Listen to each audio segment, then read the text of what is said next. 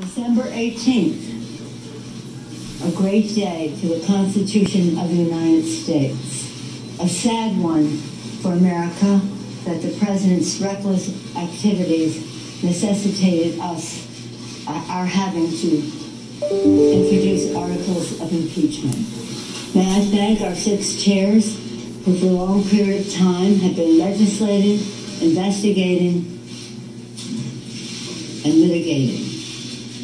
Today, that came to a culmination on the floor of the House for the Judiciary Committee under the leadership of Jerry Nadler of New York and the Intelligence Committee under the leadership of Adam Schiff of California brought the articles of impeachment to the floor to a conclusion where they have passed. I thank them for their tremendous leadership. I thank Chairwoman Maxine Waters of California, Richie of the Financial Services Committee, Richie Neal of Massachusetts, the chair of the Ways and Means Committee, Carolyn Maloney, the chair of the Government Oversight Committee, and of course Adam Schiff, the chair of the Intelligence Committee, for their great work over a period of time. I just want to say before yielding to the chairman that I could not be prouder or more inspired than by the moral courage of the House Democrats. We never asked one of them how they were going to vote. We never whipped this vote. We saw the vote. Well, you saw the public statements that some of them made. We saw the result when everyone else did. The statements on the floor about patriotism and about being very true to the vision of our founders. And so I view this day, this vote, as something that we did to honor the vision of our founders to establish a republic, the sacrifice of our men and women in uniform to defend our democracy and that republic, and the aspirations of our children that they will always live in a democracy, and that we have tried to do everything we can to make sure that that is their reality. We'll hear from our chairman, and then we'll take 3 questions. I'm now honored to yield with great appreciation and respect to the distinguished chair of the Judiciary Committee, Chairman Nadler. Thank you. The framers reserved the power of impeachment for the gravest offenses against our Constitution, against our liberty, and against our democratic institutions. President Trump used the powers of his office for his own personal political gain to the detriment of the national security interests of the United States. That is the very definition of an impeachable offense. When Congress began to investigate President Trump's wrongdoing, he engaged in an unprecedented pattern of obstruction. That, too, is why the impeachment power exists. A president who subverts both our elections and our constitutional system of checks and balances puts himself above the law, and it is Congress' duty to hold the president, any president, accountable. It gives us no pleasure to stand here today, but President Trump's conduct has put our next election at risk. President Trump's behavior puts the integrity of our constitutional order at risk, and President Trump's continued actions put the rule of law at risk. The framers gave us the power of impeachment for exactly this reason, and in fulfillment of our oath and obligation to the American people, today we took action to hold President Trump accountable for the serious and undisputed risk he poses to our free and fair elections and to the separation of powers that safeguards our liberty. A president must not be allowed to become a dictator. I want to thank Speaker Pelosi, Chairman Schiff, my fellow investigative chairs, and all of my colleagues who today defended the principles upon which our nation was established. Today, the House of Representatives did its constitutional duty. Today, we lived up to our responsibility to the American people by taking action to defend our national security, to preserve our democratic elections, and to show that no one, not even the president, is above the law. I'm now happy to introduce the chairman of the Intelligence Committee, Adam Schiff.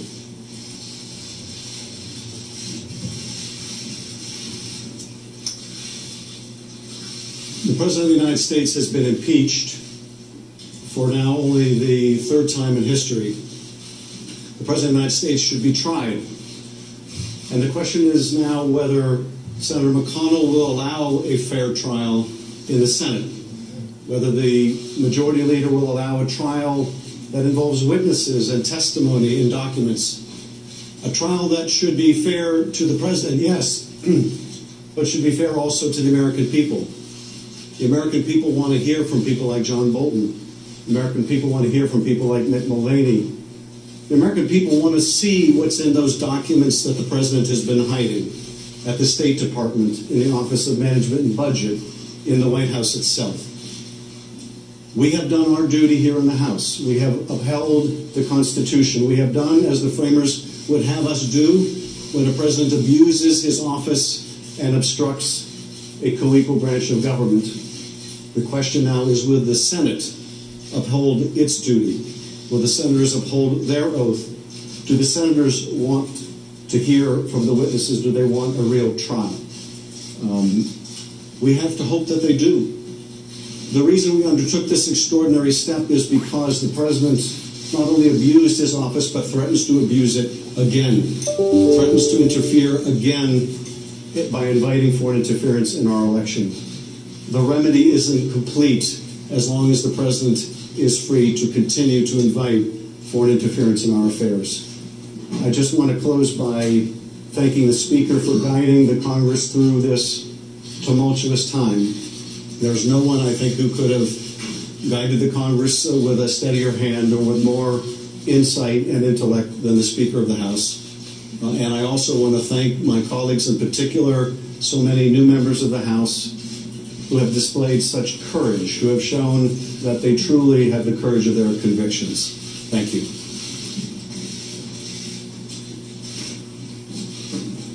Just want to add that one person who isn't with us physically in this room, but I know was present all day for the deliberations, our chair of the Government Reform, our Oversight Committee chair, our North Star, Elijah Cummings. He said, when the history books are written about this tumultuous era, I want them to show that I was among those in the House of Representatives who stood up to lawlessness and tyranny. He also said, somewhat presciently, when we're dancing with the angels, the question will be, what did you do to make sure we kept our democracy intact? We did all we could, Elijah. We passed the 2 articles of impeachment. The president is impeached. Do you view the House's role in this as complete now, or are there steps you might take to try to ensure, as the chairman suggested, a more fair trial in the Senate? You mean more fair trial than they're contemplating? Because we had a very fair process in the House of Representatives. I would go to our... let me just put it another way. We have legislation approved by the Rules Committee that will enable us to decide how we will send over the articles of impeachment. We cannot name managers until we see what the process is on the Senate side, and I would hope that that will be soon, as we did with our legislation, our Resolution 660, to describe what the process would be. So far, we haven't seen anything that looks fair to us, so hopefully it will be fair, and when we see what that is, we'll send out that. Can I follow up? So you would withhold, you would wait to send the articles until you understand what the Senate's going to do? We'll make a decision as a group, as we always have, as we go along.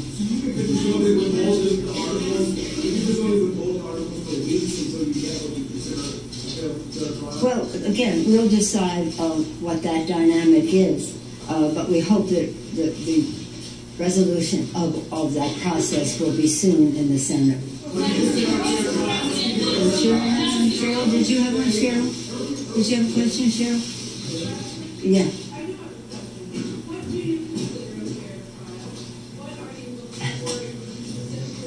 Could you finish that? Well, let me tell you what I don't consider a fair trial. This is what I don't consider a fair trial. that Leader McConnell has stated that he's not an impartial juror, that he's going to take his cues, in quotes, from the White House, and he is working in total coordination with the White House counsel's office. Any comments, my colleagues, on that? Let me just say that obviously Senator McConnell, by that declaration, has said that he is as in effect the foreman of the jury, is working with the defendant's counsel. That's not fair. We'll have to see what else, but that's certainly an indication of an intention to have an unfair trial. I'd like to see a trial where look, it's up to the senators to make their own decision, working together, hopefully in recognition of their witnesses that the president withheld from us, their documents that the president withheld from us, and we would hope that that information would be available in a trial to go to the next step, because that's another level in terms of conviction in terms of this. But right now, the president is impeached.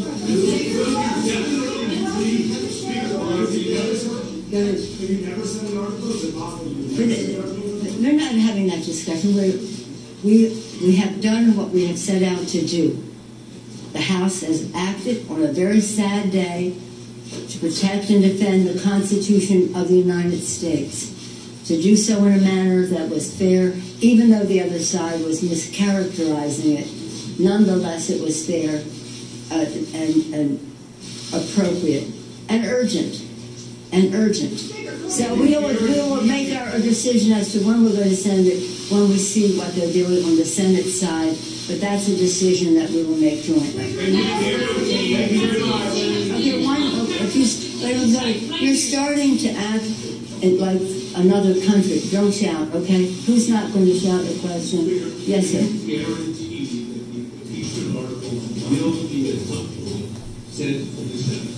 I'm not going that would have been our intention, but we'll see what happens over there. So you may not send that is not, you're asking me, are we all going to go out and play in the snow? That has not been part of our conversation. That has not been part of our conversation. Excuse me, what? I'm sorry, Jim. Since you have raised the prospect of not sending the articles over. No, I never raised the prospect. You asked the question. I never raised the prospect. I said we're not sending it tonight because it's difficult to determine who the managers would be until we see the arena in which we will be participating. That's all I said. I never raised the prospect. Well, we'll see when they come forward at the. It's up to the Senate to say what their rules will be. My colleagues, do you want to say anything about this? Because it is, this is a serious matter. Even though the majority leader in the United States Senate says it's okay for the foreman of the jury to be in cahoots with the lawyers of the accused. That doesn't sound right to us. But let's see when they understand what we have acted. Now they'll understand what their responsibilities are, and we'll see what that is. But I never raised that possibility. No. Thank you. That's it. Thank you very much. Any other comments, anyone? No. But anyway, let me again thank our chairman, all 6 of them, and our darling Elijah. They did a remarkable job. And I think you hopefully will be inspired by the moral courage of our caucus, especially as the distinguished chairman recognized, our freshman members who came here, reviewed the facts, understood the Constitution, made their decision, again, to honor their oath of office. We're very proud of them.